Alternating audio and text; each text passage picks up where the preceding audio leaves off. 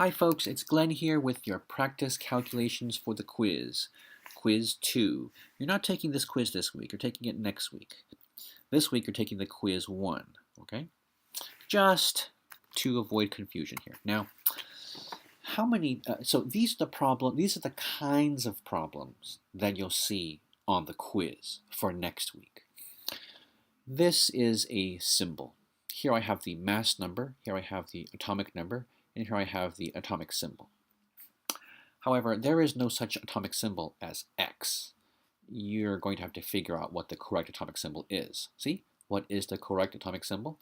So to do that, I'll take this atomic number and go to the periodic table. There will be a periodic table provided for you on the quiz. But for now, I'm going to ptable.com, which is my favorite periodic table. It's so, cool like this, colorful, and etc. But anyways, the atomic number 9 corresponds to the element fluorine with atomic symbol F. So that's the answer. The atomic number 9 corresponds to the element fluorine with atomic symbol F. Remember from podcast episode 3 that this atomic number refers to how many protons there are, and this mass number refers to how many neutrons there are? No! The mass number refers to the number of neutrons plus the protons.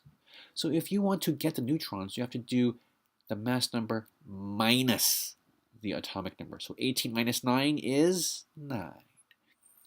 And electrons, there is no way to know how many electrons there are. Is that right? Of course not. There is a way. Remember from episode 3 of the podcast that the number of protons is the same as the number of electrons unless this atom has a charge, because the protons are positively charged.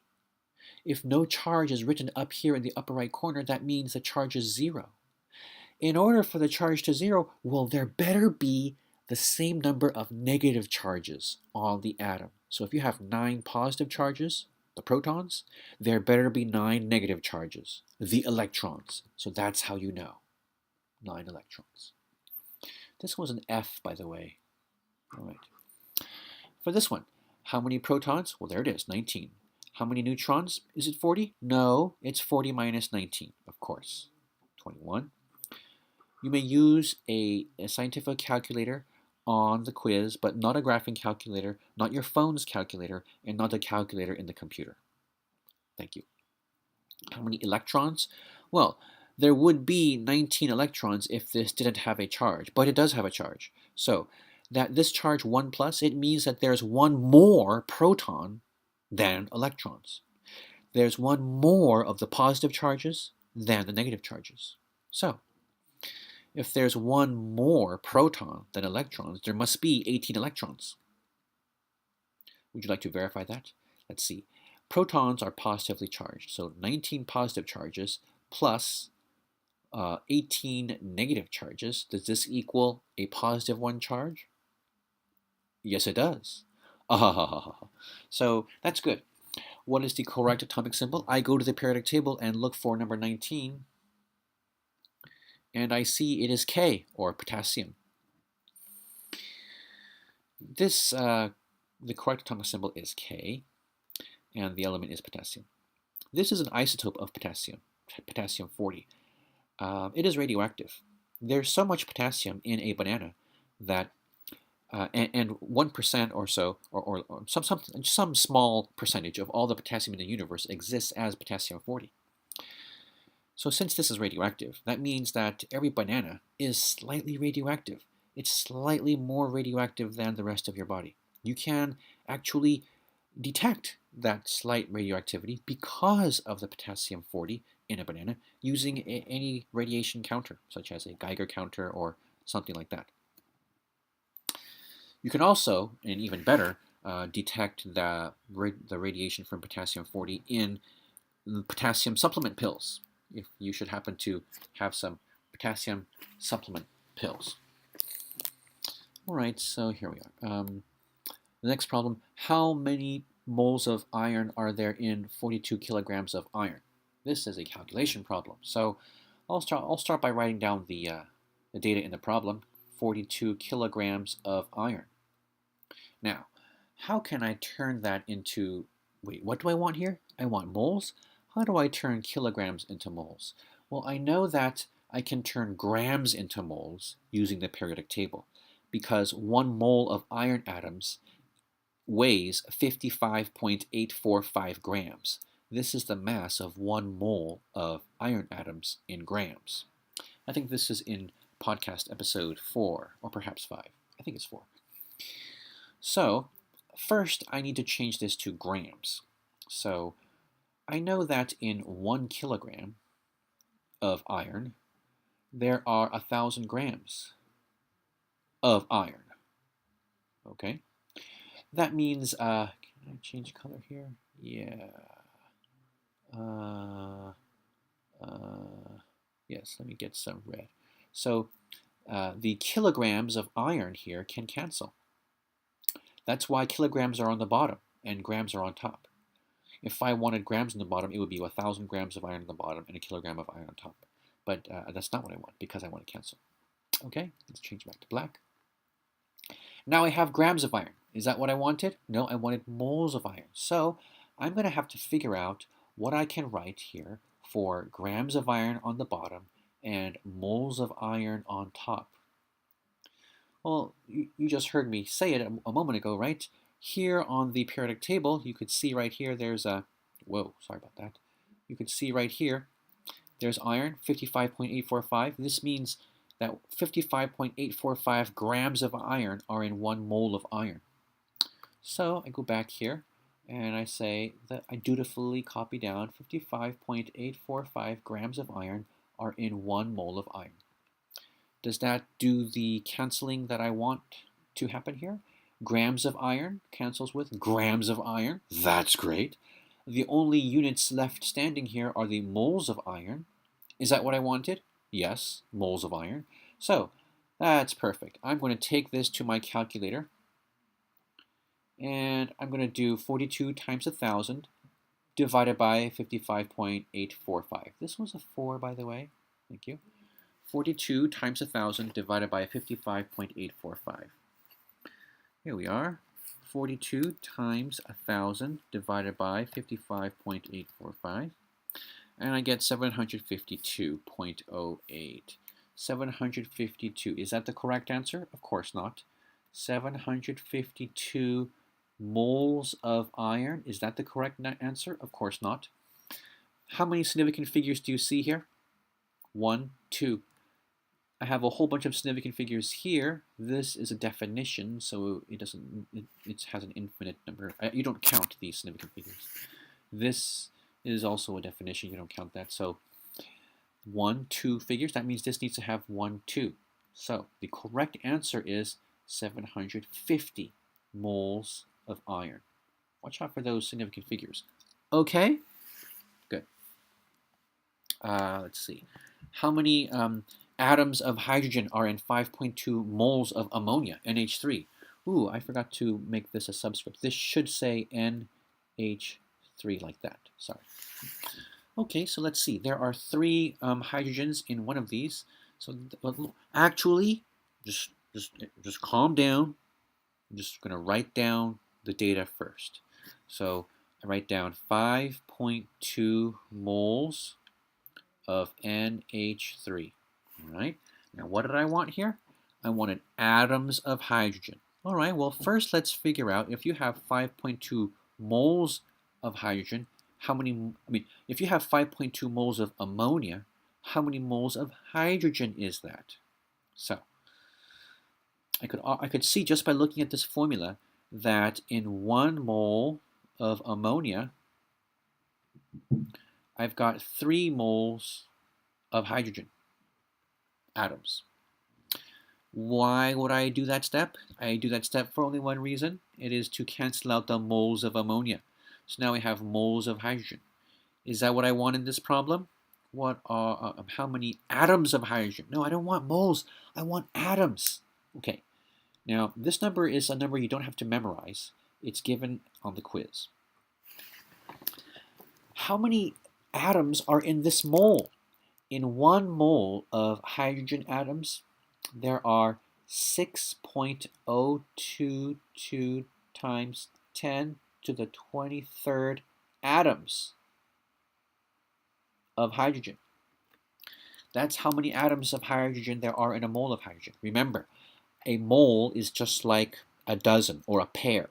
Pair means 2. Dozen means 12. Mole means 6.022 times 10 to the 23rd. It's all it is. It's just a special number.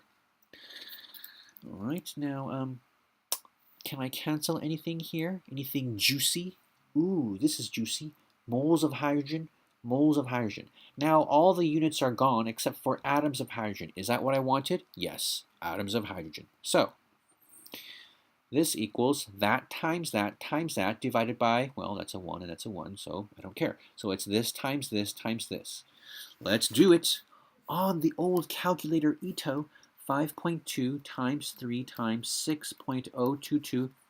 You better use your EE key or your EXP key or your times 10 to the power of key. In this case, you wouldn't get the wrong answer if you didn't use the scientific notation on your calculator, but it's a good habit to have for this class. The answer is 9.394 times 10 to the 24th. Is that the correct answer? Of course not. There are only 2 significant figures here, so there could only be 2 significant figures here. Was it 9.39? Yes, good. So that rounds to 9.4 times 10 to the 24th. Is that the correct answer? No. The correct answer is atoms of hydrogen. The atoms of hydrogen part might be written already in there for you on the quiz. I don't think you'll have to actually type atoms H or moles iron. I think you'll just have to type in the correct number with the correct significant figures. Okay? Great. I think that's it. Oh, no, that's not it. So the next problem. Where are the metals, nonmetals, metalloids, lanthanides, and actinides on the periodic table? The ptable.com periodic table kind of gives it away, so I will now obtain a black and white periodic table for you.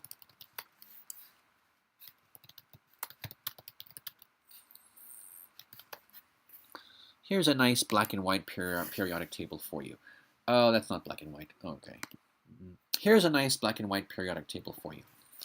So where are the metals? You could see that here are all the metals. Most of the periodic table are metals. In fact, many people even consider these things at the bottom metals. For our class, though, we're going to give these special names, or we're going to use the special names that other chemists use for these things down here. So we're considering all of these, we're considering all of these elements here, the metals. They start at the beginning on the left, and they go all the way to this staircase. You see this staircase here? They go all the way to this staircase. Elements that are touching the staircase are often known as metalloids. Now, aluminum is known as a metal, of course, but what is this, germanium? Yes, germanium is known as a metalloid.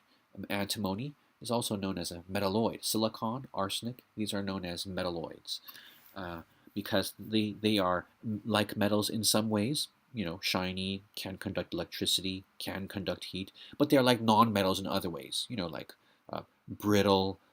You can't bend them into different shapes. They don't conduct electricity all that well.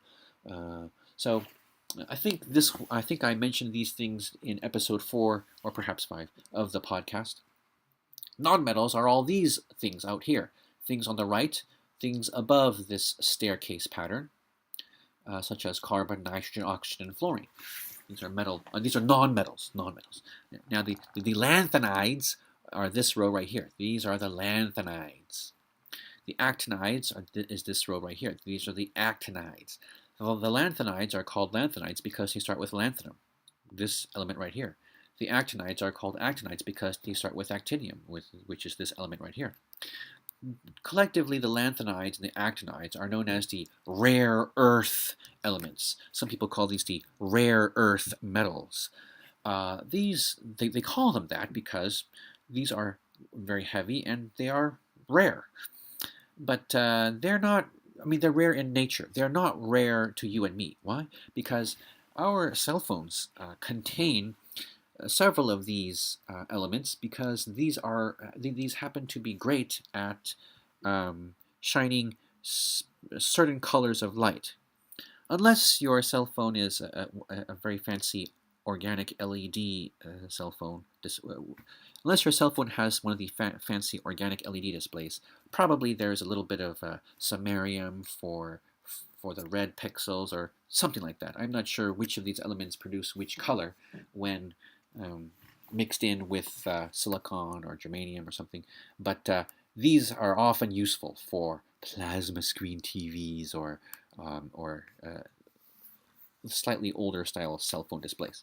Anyways, these are the lanthanides, these are the actinides, these are the metals over here, and these are the nonmetals.